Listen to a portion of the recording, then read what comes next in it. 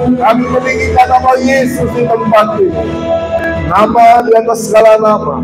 Nama yang berkuasa, nama yang perkasa, nama yang ajaib. Yesus Tuhan, Raja di atas segala raja. Kami percaya Engkau ada di tengah-tengah kami. Engkau sedang bekerja dengan kuasa-Mu yang ajaib, menjamah, memulihkan setiap kami. Bahkan ketika firman-Mu disampaikan, firman-Mu tidak akan kembali dengan sia-sia. Firman-Mu akan mengerjakan hal-hal yang ajaib, hal-hal yang luar biasa dalam kehidupan kami. Firman-Mu akan menegur, firman-Mu akan memulihkan kami. Firman-Mu akan membuka jalan-jalan yang tertutup. Firman-Mu akan menyembuhkan kami dan menghidupkan kami. Terima kasih Tuhan.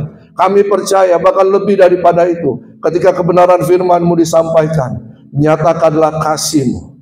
Bawa kami kepada kehendak-Mu, tujuan-tujuan-Mu dalam kehidupan kami Tuhan. Biar kami mengerti anugerah-Mu yang luar biasa. Karena kami adalah pelaksana kehendak Tuhan di muka bumi ini. Bekerjalah dengan kuasa-Mu, dan kami percaya pengurapan-Mu ada di tempat ini.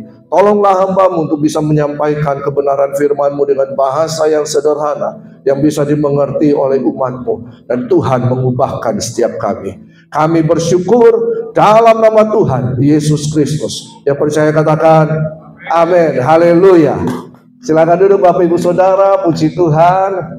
Ya, senang sekali bisa ada kembali di tempat ini ya. Terima kasih untuk Ibu Gembala ya, memberikan kesempatan. Brother Hendra ya. Terima kasih ya, Tuhan baik. Saya udah kenal lama dengan Brother Hendra ini ya, luar biasa. Nama saya Heinze Kopstad ya. Kadang-kadang orang susah menyebutkan nama Heinze ini ya. Bahkan ada beberapa mahasiswa saya ketika tahun ajaran baru dan perkenalan baru, biasanya kan online. Jadi mereka WA saya, katakan, Bu, shalom, apa kabar? Saya dipanggil Ibu. Padahal saya laki-laki tulen. Ya, saya seorang dosen tetap di STI Bali, ya, dan beberapa STT yang lain saya ngajar. Dan juga tim pengembalaan yang ada di Makassar ini juga. Istri saya satu paling cantik sedunia. Ya, sayang dia tidak bisa ikut saya pada hari ini. Biasanya dia ikut, tapi dia karena ada kesibukan yang lain. Dan anak saya dua, satu pria, satu laki. Ya. Yang pria sekarang barusan selesai, tinggal mau di yudisium dan sebagainya. Yang kedua ini barusan tamat SMA, ya kan kuliah. Nah, saya kira itu aja. Nah, pada pagi hari ini saya ingin menyampaikan mungkin satu hal yang kurang diminati oleh ya banyak pengkhotbah. Ya, biasanya kan kalau khotbah berkat, mujizat, kuasa Tuhan itu luar biasa. Ya, banyak orang tertarik untuk itu. Tetapi saya akan berbicara tentang orang yang mewarisi bumi. Ya. Orang yang mewarisi bumi. Siapakah orang yang mewarisi bumi?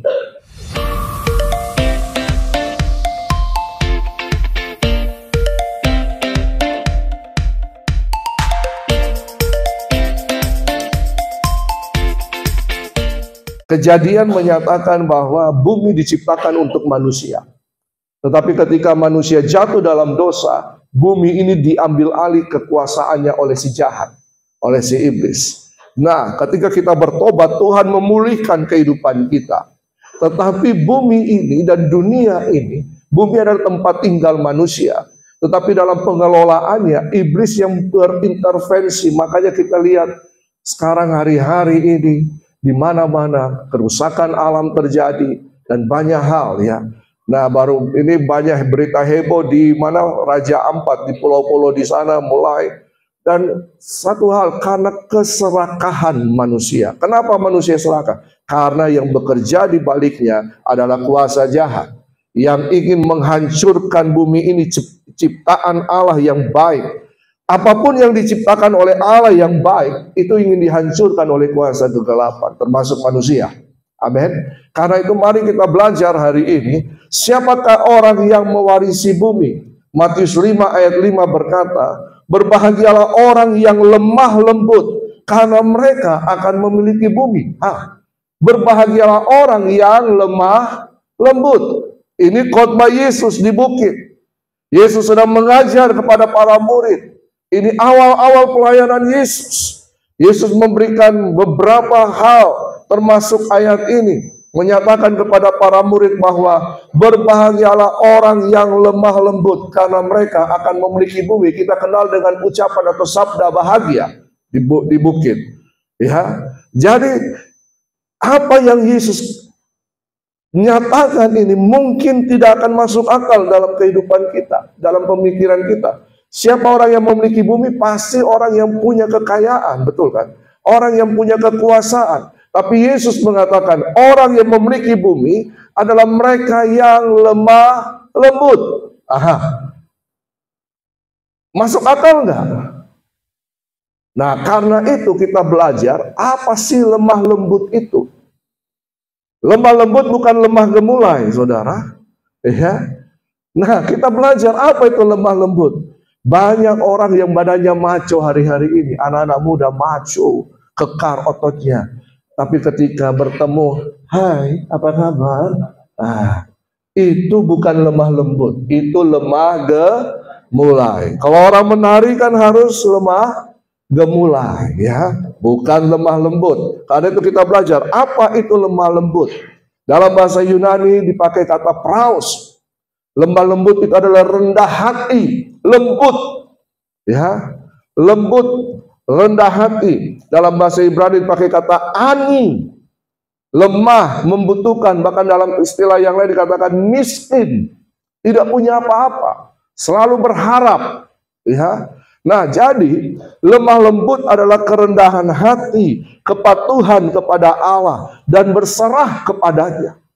Nah, kita mengerti sekarang kenapa orang yang lemah lembut memiliki bumi, mewarisi bumi. Mazmur berkata mereka akan mewarisi bumi ini. Lemah lembut juga berarti bisa menguasai diri dalam segala keadaan.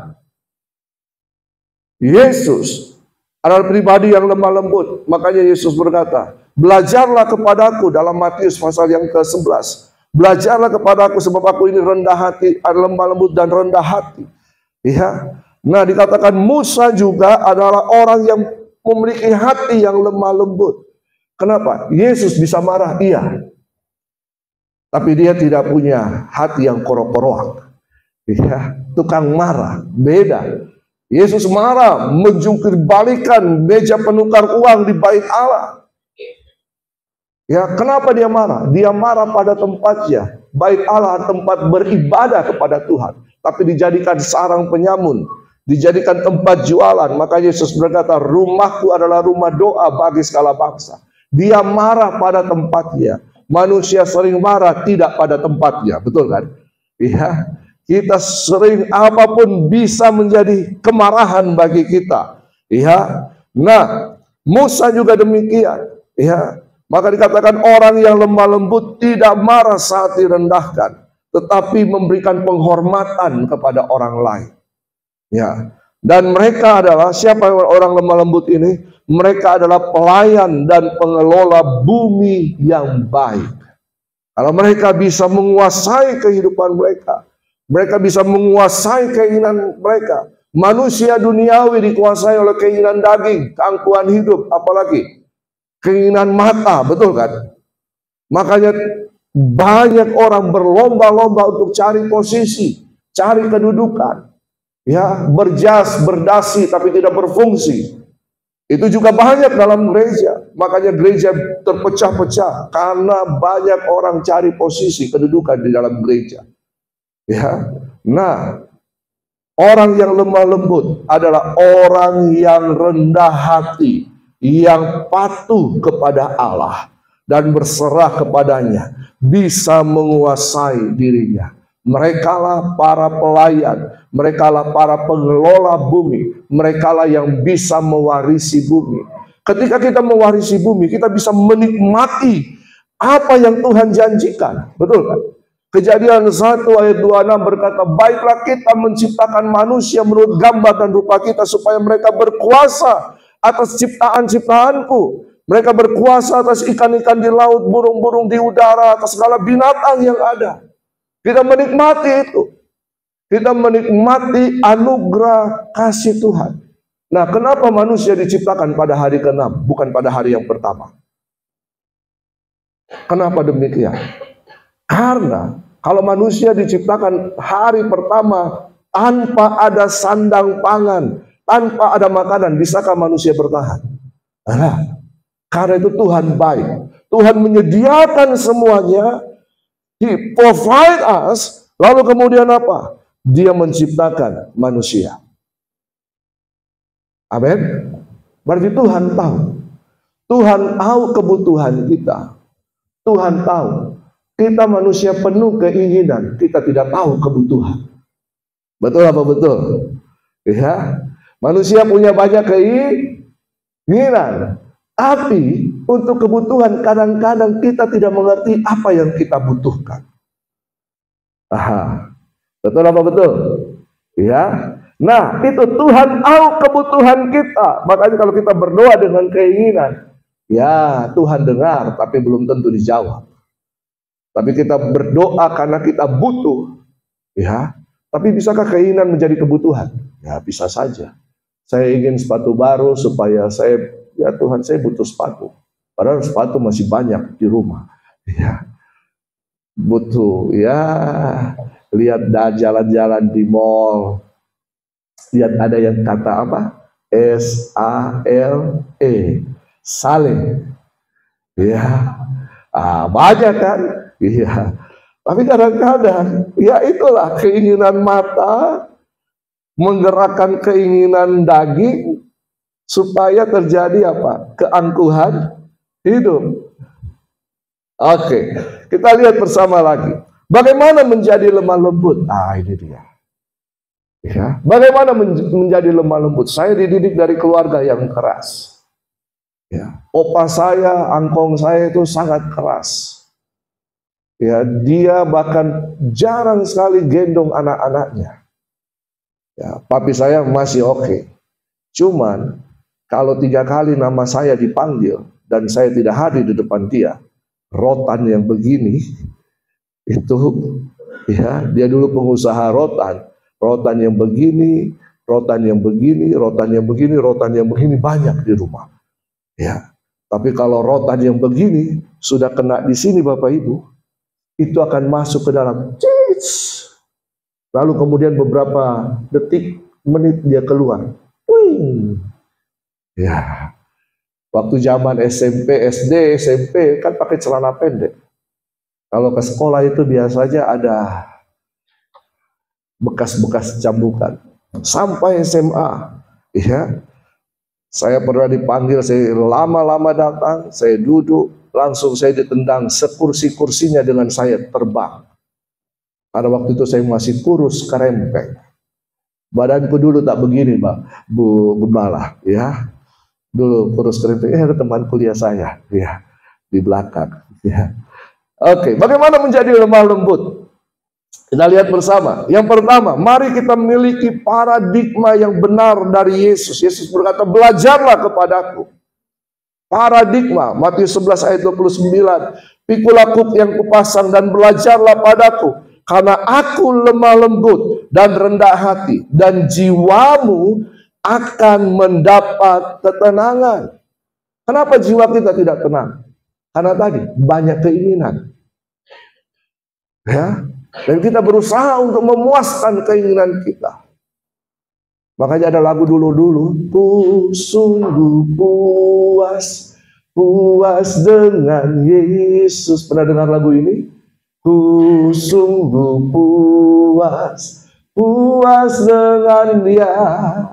Ya, kalau kita puas dengan kehidupan kita, kita menikmati kehidupan kita dengan penuh ucapan syukur, jiwa kita akan tenang. Tapi Yesus berkata, belajar kepadaku, aku ini lemah lembut. Ya, mari kita miliki paradigma. Apa itu paradigma?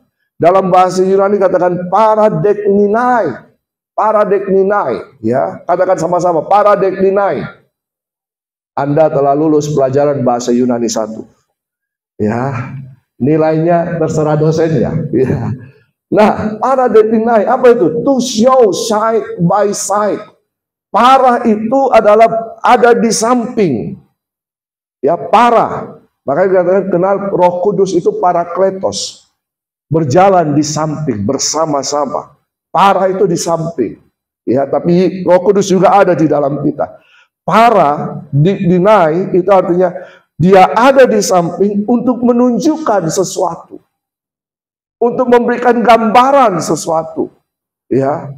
Sehingga kita yang ada di sampingnya bisa melihat. Nah, manusia itu makhluk gambar, Bapak Ibu. Apa yang tergambar dalam pikirannya, itu yang dikerjakan olehnya. Bapak Ibu tahu jeruk? Tahu? Tahu? Bisa bayangkan buah jeruk? Bisa? Bisa bayangkan rasanya? Rasanya seperti apa? Kaci-kaci manis. Kaci-kaci nih. Sedap sekali. Makanya orang Makassar itu suka makan jeruk. Apa-apa dijerukin. Ya. Semua mungkin yang tidak perlu bagi orang lain dijerukin. Iya, tapi tambah enak. Saya dulu tidak suka, tapi ketika saya menikah dengan istri saya, akhirnya semua dijerukin. Mie dijerukin, nasi goreng dijerukin, ya ikan semuanya dijerukin, ikan bakar. Wow, ya. Nah, kira-kira kalau Bapak Ibu sudah pernah melihat sesuatu, lalu kemudian ada orang yang menanyakan, apakah itu bisa tergambar dalam pikiran Bapak Ibu Saudara? Bisa. Bisa ya? Bisa. Kenapa bisa? Karena melihat, betul kan? Melihat. Nah, begitu juga kita bersyukur punya Yesus. Yesus itu bukan Tuhan yang jauh. Ya, bukan hanya jauh, tak terjangkau. Sehingga kalau kita panggil dia, kita berteriak sekeras-kerasnya. Enggak. Dia Tuhan yang dekat. Bahkan Sang Firman berinkarnasi jadi manusia. Sehingga kita bisa melihat keteladanan apa yang Yesus kerjakan. Betul kan? Kita melihat, kita baca Alkitab. Bahkan orang-orang yang hidup dalam zaman Yesus. Para rasul, para murid. Mereka melihat apa yang Yesus kerjakan. Mereka melihat. Mereka mengamati. Mereka meniru. Bahkan mereka juga mengerjakannya apa yang Yesus kerjakan. Bahkan Yesus berkata, kamu akan mengerjakan hal-hal yang lebih besar daripada apa yang kamu kerjakan. Karena melihat. Kita butuh Yesus. Kita butuh belajar daripada Yesus untuk mengubah paradigma kita, cara pandang kita, pola pikir kita. Mungkin pola pikir kita masih salah, tapi ketika kita belajar kepada Yesus, kita melihat dengan mata rohani kita apa yang Yesus sedang kerjakan, maka kita bisa mengikuti keteladanan Yesus. Yesus yang sempurna. Kita mengikuti keteladanannya supaya kita menjadi sempurna sama dengan dia. Amin. Nah, karena itu penting perubahan paradigma ini, perubahan cara berpikir. Saya percaya orang Kristen yang bergaul erat dengan Yesus melalui kebenaran firman Tuhan dan kuasa Roh Kudus pasti akan berubah cara berpikirnya. Ya. Bukan cara berpikir duniawi lagi. Apa cara berpikir duniawi? Untukku. Betul kan? Ini cara berpikir duniawi untuk memuaskan keinginan-keinginan kita. Kalau bisa kita ambang semua itu. Kita ambil semua, betul kan? Bahkan yang bukan milik kita pun kita ambil. Makanya tadi di awal, di balik semua itu, ada kuasa yang mengerjakan membangkitkan kerakusan manusia. Kuasa apa itu? Kuasa jahat. Tapi ketika kita bergaul erat dengan kebenaran firman Tuhan, dalam Kristus Yesus, kita akan berubah. Karena kita memiliki gambar yang Yesus lakukan. Itu akan tergambar dalam pikiran kita. Yesus dalam Yohanes 5 ayat 19 berkata, Yesus dapat melakukan sesuatu karena ia melihat apa yang Bapa kerjakan. Jadi Yesus melihat kepada Bapa. Dia melihat apa yang Bapa kerjakan. kita melihat kepada Yesus dan melihat apa yang Yesus kerjakan. Amin. Nah, karena itu mari kita miliki paradigma yang benar. Yesus lemah lembut. Kenapa dia bisa lemah lembut? Dia mengerjakan kehendak Tuhan. Dia berkata, ya Bapa, kalau boleh, dia berserah kepada Tuhan. Bahkan terakhir dia katakan, kuserahkan nyawaku kepadamu. Ya toh? Berserah. Yesus penuh penyerahan diri kepada Sang Bapa. Dia tidak melakukan apa yang bukan menjadi kehendak Sang Bapa. Nah, jadi orang yang lemah lembut, belajarlah kepada Yesus Kristus. Yang kedua, orang yang lemah lembut. Bagaimana kita bisa menjadi orang yang lemah lembut? Mari kita selalu menguasai diri dalam segala keadaan. Kuasai diri, ya. Kuasai keinginan kita, kuasai kehendak kita, kuasai kehidupan kita. Apalagi kuasai emosi kita. Wah, kuasai perasaan kita. Ini tidak gampang ini, ya. Kalau sudah disinggung akan tersinggung terus-menerus. Bahaya. Makanya kita belajar supaya untuk bisa menguasai diri kita dalam segala keadaan. Orang yang lemah lembut adalah orang yang dapat menguasai dirinya. 2 Timotius 4 ayat 5 berkata, tetapi kuasailah dirimu dalam segala hal. Sabarlah menderita. Lakukanlah pekerjaan pemberita Injil dan tunaikanlah tugas pelayananmu. Tetapi dalam segala hal kuasai dirimu supaya engkau memiliki kesabaran dalam penderitaan. Ikut Yesus bukan jalan tol, betul kan?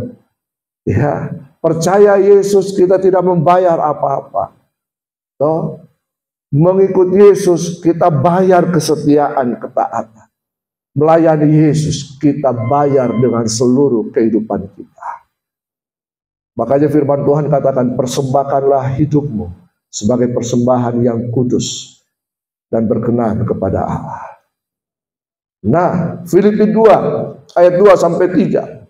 Karena itu sempurnakanlah sukacitaku dengan ini. Hendaklah kamu sehati, sepikir. Manusia mempunyai pemikiran yang berbeda-beda. 100 manusia, 100 pemikiran. Makanya itu tidak gampang jadi gembala. Betul Bu Gembala ya? Tidak gampang mengatur manusia. Tidak gampang mengatur orang dalam gereja. Kalau perusahaan oke, bos yang berkuasa. Betul apa betul?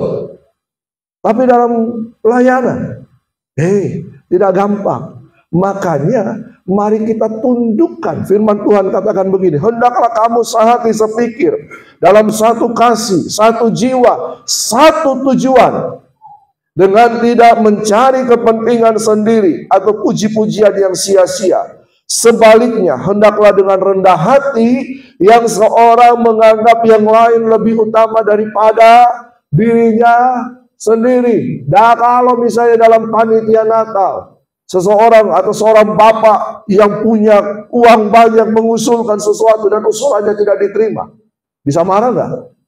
Bisa. Kenapa? Karena ini menang sendiri. Makanya firman Tuhan katakan, Paulus menuliskan, mari kita taklukkan pikiran egois kita bersama-sama. Supaya kita bisa apa? Satu kasih, satu jiwa, satu tujuan. Dengan apa? Tidak mencari kepentingan diri sendiri. Ini dia. Kalau dalam gereja mulai ada kelompok-kelompok dan mencari nama tiap kelompok, itu sudah bibit-bibit untuk perpecahan. Ya, jangan cari kepentingan dalam gereja. Rugi. Rugi, katakan kiri kanan. Jangan cari kepentingan dalam gereja. Rugi. Ya, rugi. Ya. Saudara kan rugi. Tapi biarlah kita rendah hati, menganggap yang lain lebih utama. Yang ketiga, yang terakhir. Haleluya. Kalau sudah terakhir, orang sudah senang. Yang ketiga, utamakan orang lain. Nah, susah. Ya, utamakan orang lain. Kolose 3 ayat 12 sampai 14. Karena itu, sebagai orang-orang pilihan Allah yang dikuduskan dan dikasihinya, saya mau bertanya kepada Bapak Ibu Saudara, apakah kita semua orang-orang pilihan Allah? Amin. Kita orang-orang pilihan Allah. Karena itu, sebagai orang pilihan Allah, ini dia yang harus kita kerjakan. Kenakanlah belas kasihan. Apalagi kemurahan, apalagi kerendah hatian, apalagi kelemah lembutan, apalagi kesabaran. Sabarlah kamu seorang terhadap yang lain, dan ampunilah seorang akan yang lain. Apabila yang seorang menaruh dendam terhadap yang lain, sama seperti Tuhan telah mengampuni kamu, kamu perbuat jugalah demikian. Paradeklinai. Dan di atas semuanya itu, kenakanlah kasih sebagai pengikat yang mempersatukan dan menyempurnakan. Amin. Sebagai orang pilihan Allah, mari kita belajar untuk bersama-sama mengenakan belas kasihan. Harus ada belas kasihan dalam kehidupan kita. Compassion itu seorang kepada yang lain. Kalau melihat ada jemaat yang membutuhkan sesuatu dan kita punya, mari. Bahkan bukan hanya dalam kalangan jemaat, mungkin di luar sana. Pelayanan itu bukan hanya dalam gereja, pelayanan itu ada di mana-mana. Kita bisa mengerjakannya. Kadang-kadang orang berlomba-lomba untuk ada di atas mimbar. Ya, saya baru pulang, saya ini pendeta kampung Bapak Ibu Saudara. Selalu pergi ke kampung. Kalau ke kampung, kalau ketemu anak-anak muda, saya melihat pergaulan mereka, apa yang mereka alami, wah, luar biasa. Ya, kehidupan mereka. Saya kunjungi ke rumah-rumah mereka. Saya karena saya pernah tinggal di rumah Gamaca, papi saya bangkrut. Ya, kami tinggal di rumah Gamaca, atap rumbia, ya, dinding kayu. Saya kamar mandi kami cuma pakai itu, terus tempat air itu pakai drum bekas. Ya, saya juga bisa merasakan kesusahan mereka. Apa yang saya kerjakan, karena saya bukan pendeta yang kaya, saya cuma menguatkan mereka untuk sabar, untuk tetap bertekun, menguatkan mereka. Nah, karena itu mari kita kenakan belas kasihan, kemurahan penting, kerendah hatian, kelemah lembutan, kesabaran, sabar. Sampai kapan, Pak? Sampai Yesus kembali. Orang bilang, saya sudah sabar, Pak. Saya dengar kesaksian, ada seorang ibu, dia berdoa selama 17 tahun untuk suaminya. Suaminya tukang mabuk. Setiap kali pulang rumah tengah malam, kalau istrinya tidak bukakan pintu, wah, kalau bukan ini yang main, kaki yang main. Berhari-hari, selama 17 tahun dia doakan. Pada akhirnya suaminya bertobat. Sabar. Sampai kapan? Sampai kita menikmati penggenapan janji Kristus dalam kehidupan kita. Oleh karena itu, mari kita miliki sikap lemah lembut. Karena sikap lemah lembut menunjukkan karakter penguasaan diri yang kuat. Sehingga ketika Tuhan mempercayakan bumi kepada kita, kita bisa mengelola dengan baik. Ketika Tuhan mempercayakan hasil-hasil bumi kepada kita untuk dikelola, kita bisa mengelolanya dengan baik. Ya, kelemah lembutan menunjukkan sikap rendah hati yang tidak mementingkan diri sendiri, tetapi lebih memikirkan orang lain. Sikap ini juga mencerminkan ketaatan kepada Tuhan, karena orang yang lemah lembut berserah kepada kehendaknya dan percaya bahwa Tuhanlah yang memegang kendali atas segala sesuatu. Mari kita selalu berserah kepada Tuhan. Orang yang lemah lembut itu sebenarnya orang yang dipenuhi dengan roh pertobatan. Roh pertobatan ini penting. Ya, kita tahu kalau kita salah, jangan simpan kesalahan kita. Ya, kalau kita tahu kita salah, akui kesalahan kita. Kalau kita salah misalnya dalam pekerjaan, ya ketika kita ditegur, dinasehati, jangan beradu argumen untuk itu, untuk menutupi kesalahan kita. Ya, roh bata. Ini sangat penting. Ini sangat penting. Dan saya percaya ketika kita memiliki roh yang lemah lembut ini, hati yang lemah lembut ini, apa saja yang kita kerjakan, Tuhan akan buat berhasil. Karena kita adalah pemilik bumi ini. Amin. Katakan kiri kanan, kamu itu pemilik bumi. Aha, sebenarnya kita ini orang kaya, betul kan? Orang yang percaya Yesus itu orang yang sangat kaya. Karena kita diwarisi bumi ini. Cuma bagaimana mengelolanya? Itu dia. Itu adalah pelajaran tersendiri lagi. Kita selalu berdoa, Tuhan berkati saya. Sebenarnya Tuhan memberikan kemampuan kepada kita untuk mengelola bumi ini. Tuhan Yesus memberkati. Mari kita berdoa. Terima kasih Tuhan. Terima kasih. Kami percaya kebenaran firman-Mu bisa mengubah pola pikir kami, kehidupan kami. Kami yang banyak masalah, persoalan, tapi kami tahu ketika firman-Mu disampaikan, firman-Mu akan menolong kami, firman-Mu akan meneguhkan kami, membuka paradigma kami. Persoalan itu terjadi karena pola pikir yang salah. Saya percaya Tuhan ada di tempat ini. Saya percaya Tuhan dengan kuasa-Nya ajaib sanggup untuk menjamah setiap kehidupan kita. Bagi Bapak Ibu Saudara yang punya masalah, taruh tanganmu di dada. Kami akan berdoa.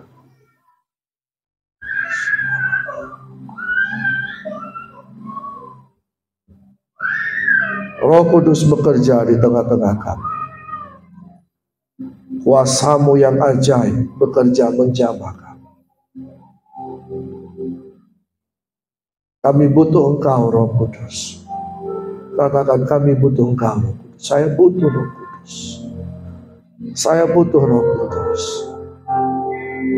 Yes, Roh Kudus ada di tempat ini. Roh Kudus yang akan menghidupkan benih-benih kebenaran firman Tuhan. Ketika benih-benih itu bertumbuh, saya percaya ada perubahan dalam kehidupan kita. Ada perubahan dalam cara kita berpikir. Ketika pola pikir kita berubah, akan mempengaruhi perkataan kita. Ketika pola pikir kita berubah, akan mempengaruhi tindakan dan perbuatan kita. Saya percaya kuasa Roh Kudus ada di tempat ini. Jamahan Roh Kudus nyata. Kuasanya bekerja.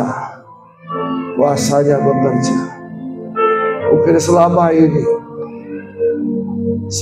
ada yang menjadi penghalang-penghalang untuk kita menerima kuasa Tuhan, untuk menerima mujizat Tuhan. Karena cara berpikir kita salah. Kita berdoa hanya untuk memuaskan keinginan kita. Mari minta ampun kepada Tuhan. Katakan, Tuhan, ubah pola pikir saya. Ubah pola pikir supaya saya mengerti kehendak mana yang baik, mana yang berkenan, dan mana yang sempurna. Supaya saya bisa berjalan dalam kehendak-Mu. Supaya saya bisa menikmati kasih karunia-Mu. Supaya saya bisa sampai kepada tujuan-Mu, Tuhan. Saya percaya Roh Kudus ada di tempat ini. Sedang menjamah, memulihkan, memperbaharui. Ya, mungkin ada sakit hati, ada kepahitan yang kau simpan berulang bertahun-tahun lamanya. Minta selesaikan, biar kasih Kristus menjamah. Dia tahu ada penghalang-penghalang,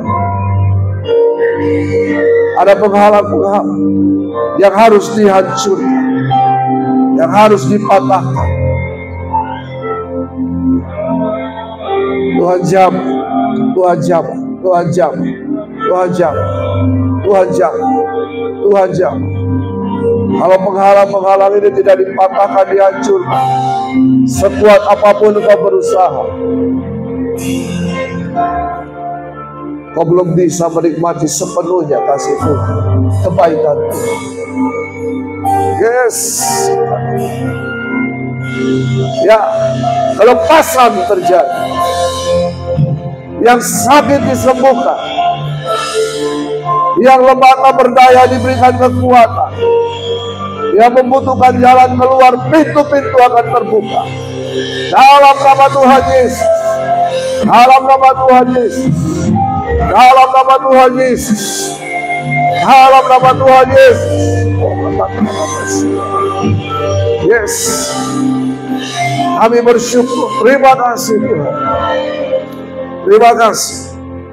Mari kita bersyukur kepada Tuhan. Kita bersyukur karena kita telah menerima janji-janji Tuhan. Kita bersyukur karena kita telah dipulihkan. Kita bersyukur karena kita telah dilepaskan. Kita bersyukur karena kita menikmati berkat-berkat Tuhan. Kami bersyukur Tuhan. Terima kasih. Tuhan baik. Tuhan baik. Tuhan baik. Kami bersyukur. Terima kasih Tuhan. Terima kasih. Terima kasih. Terima kasih Tuhan. Terima kasih. Terima kasih Yesus. Kami bersyukur. Kami bersyukur untuk kebenaran firman-Mu. Kami bersyukur untuk gereja di tempat ini. Kami bersyukur untuk para pemimpin di tempat ini yang mengarahkan setiap kehidupan kami, yang menolong kami untuk terus maju bertumbuh dalam iman, pengharapan, dan kasih. Terima kasih Tuhan untuk pelayanan di gereja ini. Mari kita bersyukur bersama-sama. Terima kasih Tuhan, Engkau baik, Engkau baik, Engkau baik. Terima kasih untuk berkat-Mu. Terima kasih untuk pekerjaan yang Tuhan telah berikan. Terima kasih untuk keluarga yang baik yang Tuhan telah berikan, percayakan kepada kami. Terima kasih Tuhan, terima kasih. Terima kasih untuk gaji dan pendapatan kami Tuhan. Terima kasih Tuhan. Kami bersyukur. Terima kasih Yesus. Terima kasih. Tuhan baik, Tuhan baik, Tuhan baik. Kami bersyukur. Kami memuji-Mu Tuhan. Terima kasih.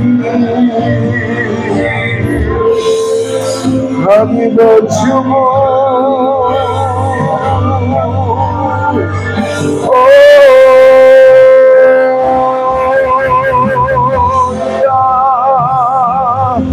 kami menikmati kasih setia-Mu. Kami menikmati anugerah-Mu. Kami bersyukur Tuhan. Kami bersyukur.